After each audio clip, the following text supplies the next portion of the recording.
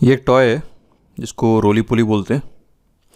तो इसमें नीचे नीचे एक हैवी मास लगाते हैं ताकि जब इसको टिल्ट करोगे तो ये हैवी लोड के कारण जो टॉर्क आता है वो इतना ज़्यादा होता है कि वापस सीधा हो जाता है।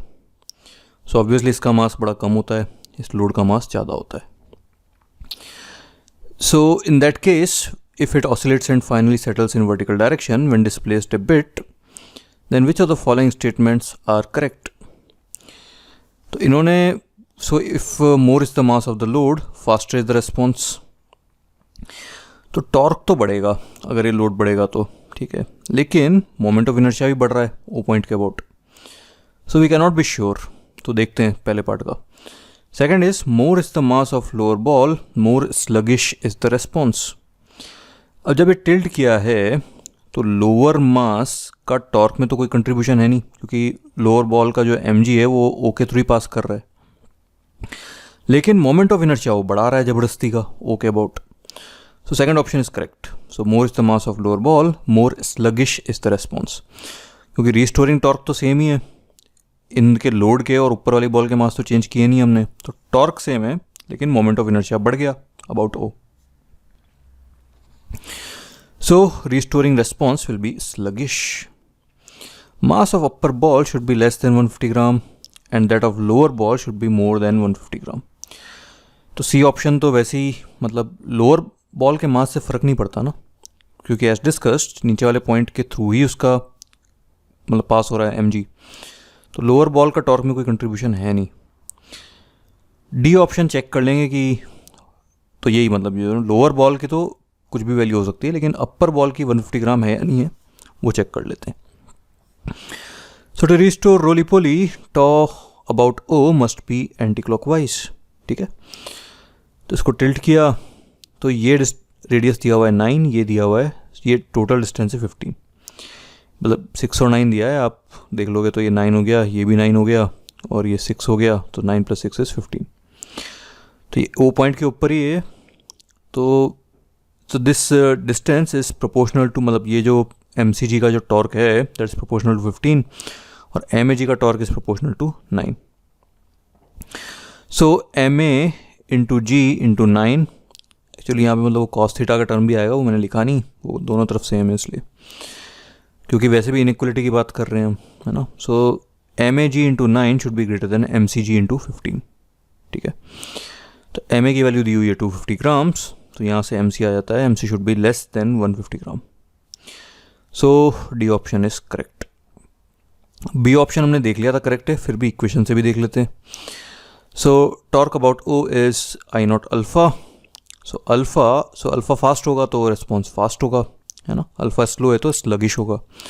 सो alpha is tau naught by I naught, और टॉ नॉट कितना है यही हमने देखा। सो अच्छा, यहाँ ना अब हमें क्योंकि बस सब्जेक्टिवली देखना है कि क्या होगा स्लगिश या फास्ट, तो एक्चुअल वैल्यू नहीं लिखते हैं, कॉन्स्टेंट्स लिख देते हैं। तो टॉर्क अबाउट ओ जो रिस्टोरिंग टॉर्क है दैट इज ma, तो इंटू जी इंटू जो हॉरिजॉन्टल डिस्टेंस है वो सब c1 मान लो। सो ma c1 minus mc into c2। ठीक है, this is the torque upon moment of inertia.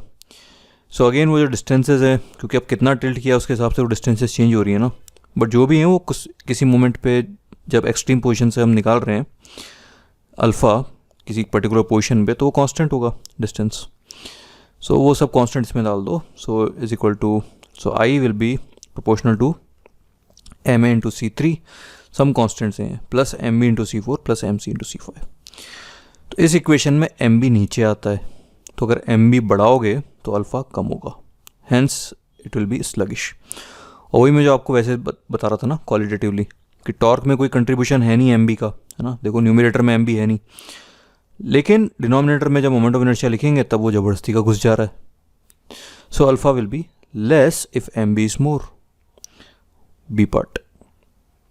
अब फर्स्ट पार्ट, अब ये था ना ये इक्वेशन से देखना पड़ेगा, क्योंकि लाइक वी डिस्कस्ड ऐसे डायरेक्टली कह नहीं सकते, क्योंकि ठीक है माना मास बढ़ाने से टॉर्क बढ़ रहा है रिस्टोरिंग टॉर्क, लेकिन मोमेंट ऑफ इनर्शिया भी तो बढ़ रहा है अबाउट ओ। ठीक है, तो इक्वेशन से ही चलते हैं।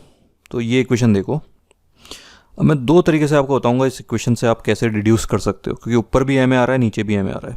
हमें बताना है कि ma अगर ज़्यादा है तो अल्फ़ा ज़्यादा होगा कि कम होगा ये बताना है इस इक्वेशन को देख के। अब एम ए दोनों तरफ है, तो एक तो ये देखो, एक तरीका तो सोचने का ये जो मैंने यहाँ लिखा है, सो ये सब C1 C2 जो भी हैं एम ए की एक पर्टिकुलर वैल्यू पे, वो 250 ग्राम है जो भी है उससे फ़र्क नहीं पड़ता, लेकिन किसी वैल्यू पे ये टर्म ज़ीरो हो सकता है ना, क्योंकि ये सब्ट्रैक्ट हो रहे हैं ना।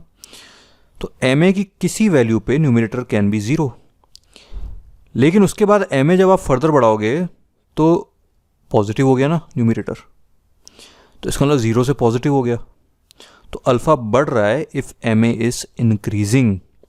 सो वही लिखा है, so if alpha, so from 1 alpha is equal to 0 at certain value of m a, therefore if we increase m a further alpha will increase. So a option is correct that way. दूसरा option मतलब दूसरा तरीका सोचने का जो proper तरीका है वो ये कि इसमें से अगर आप C1 और नीचे से C3 कॉमन लो तो हमारे पास इस टाइप की कुछ इक्वेशन बन जाएगी, M A minus something upon M A plus something, ठीक है। ये डैश या डबल डैश कर लो।